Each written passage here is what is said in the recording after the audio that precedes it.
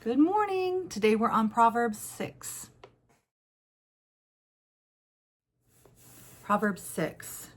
My son, if you have put up security for your neighbor, have given your pledge for a stranger, if you are snared in the words of your mouth, caught in the words of your mouth, then do this, my son, and save yourself. For you have come into the hand of your neighbor. Go hasten and plead urgently with your neighbor. Give your eyes no sleep and your eyelids no slumber. Save yourself like a gazelle from the hand of the hunter, like a bird from the hand of the fowler. Go to the ant, O sluggard, consider her ways and be wise. Without having any chief officer or ruler, she prepares her bread in summer and gathers her food in harvest. How long will you lie there, O sluggard? When will you arise from your sleep? A little sleep, a little slumber, a little folding of the hands to rest, and poverty will come upon you like a robber, and want like an armed man. A worthless person, a wicked man, goes about with crooked speech, winks his eyes, signals with his feet, points his finger with perverted heart, devises evil, continually sowing discord.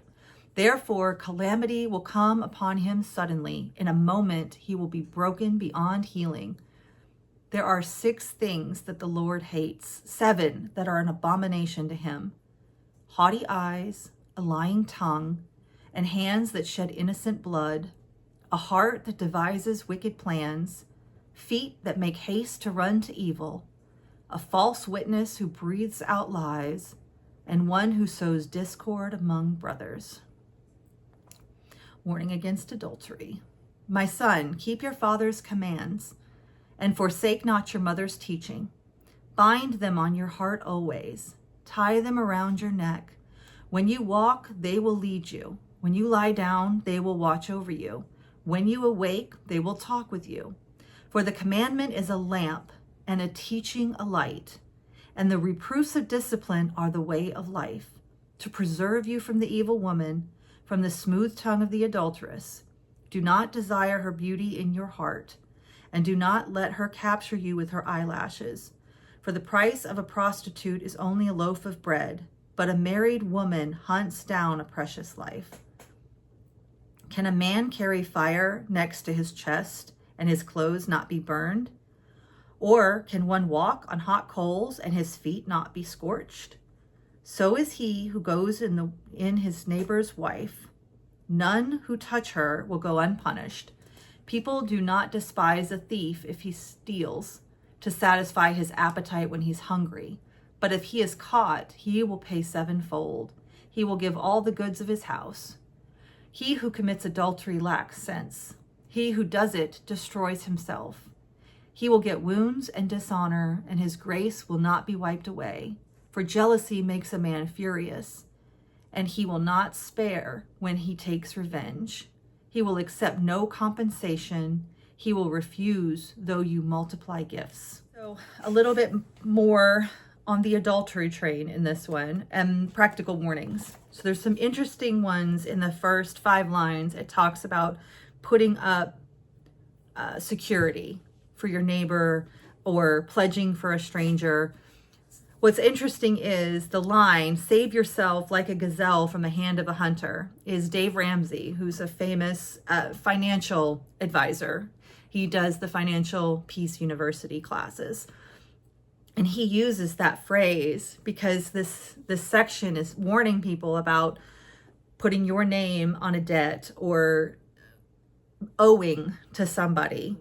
It's saying it's not a good idea to have yourself indebted to others, especially strangers, because you can get snared. It could be a trap. So that's when you want to plead and get out from under the debt as soon as possible. And then it goes on to talk about laziness and, a little sleep, a little slumber, but then poverty will leap on you if you're not careful.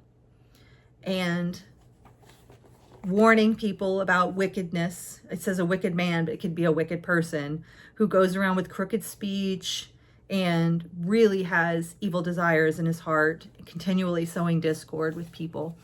But calamity will come upon people like that.